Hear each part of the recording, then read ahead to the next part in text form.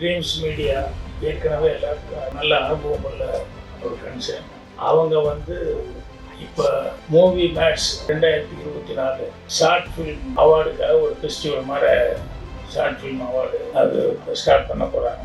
So அதில் நிறைய பேர் ஜூரிஸ் எல்லாம் சினிமாவில் இருக்கிறவங்க, சினிமாவில் சக்ஸஸ்ஃபுல்லானவங்க அவங்கள ஜூரியாக போட்டு அவங்க மூலமாக நல்ல படங்களை செலக்ட் பண்ணுறாங்க. அது மட்டும் இல்லாமல் ஏற்கனவே சொன்ன மாதிரி 36 கேட்டகரியில் அவார்டு செலெக்ஷன் நடக்க போகுது.